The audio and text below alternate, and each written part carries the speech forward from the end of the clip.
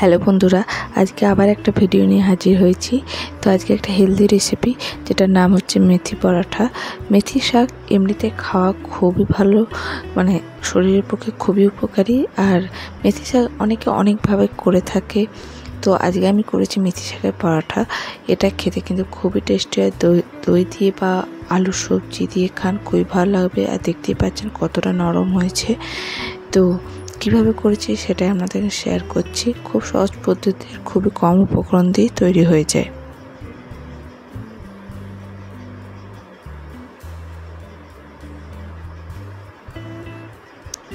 তো আমি নিয়েছি আটা 2 কাপ আর মেথি শাক 1 কাপ। মেথি শাকগুলোকে খুব ভালো করে ধুয়ে ছোটো ছোটো করে কেটে নিয়েছি।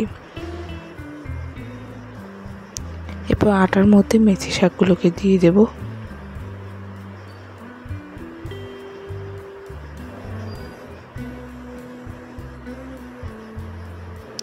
দেব 1 টিস্পুনের মতো লবণ,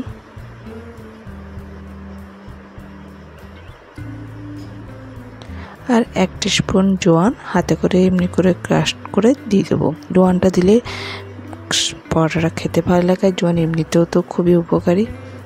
ভালো করে শাকের সাথে আগে আটাটা মাখবো, কেন শাকের গায়ে যে জলটা থাকবে সেই জলটা দিয়ে অনেকটা আটা মাখা হয়ে যাবে। তারপর যতটুকু জল লাগবে সেটা দেবো।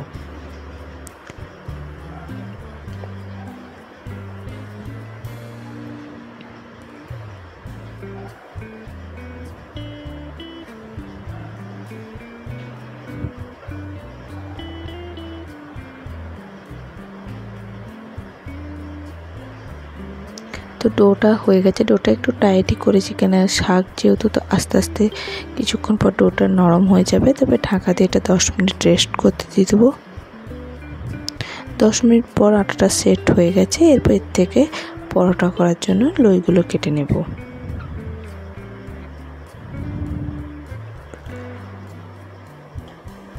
তো আটার গায়ে একটু তেল দিয়ে ভালো করে আরেকবার মেখে নিলাম, দিয়ে লইগুলো কাটবো।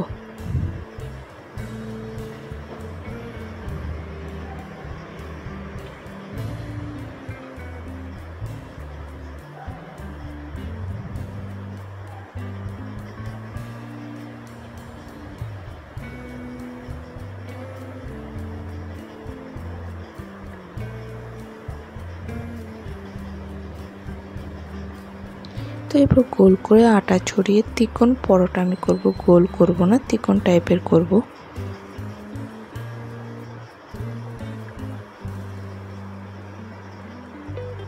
তো কিছুটা গোল করে দিলে তারপরে এরপর ফোল্ড করে আরেক ফোল্ড করে দিই, চিকনের মতো যেমন শেপ হয় সেইভাবে বেলে নেব।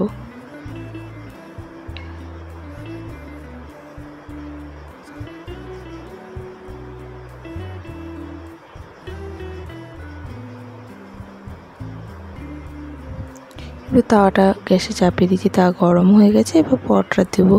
পরোটা এক পিঠটা সেঁকা হয়ে গেলে আরেক পিঠটা সেঁকে নেব ভালো করে।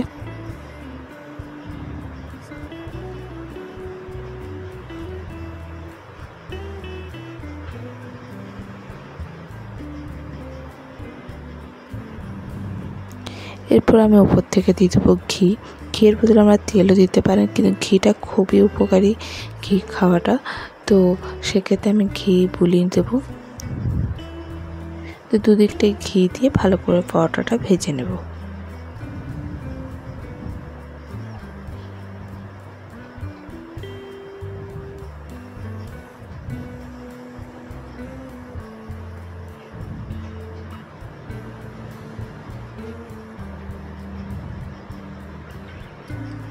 তো এইভাবে পরোটাটা দেখুন হয়ে গেছে, খুবই সুন্দর। আর দুদিকটা খুব সুন্দর ভাজা হয়ে গেছে। তো এইভাবে আমি প্রত্যেকটা পরোটা কিন্তু করে নেব।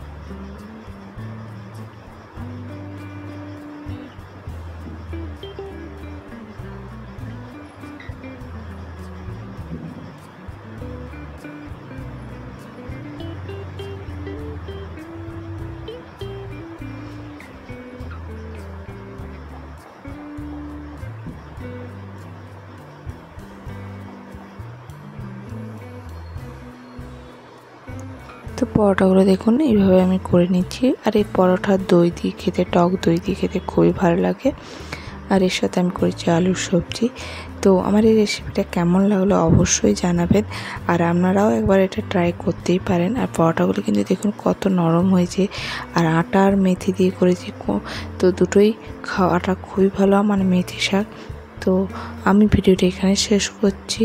তো আজকের মতো ধন্যবাদ।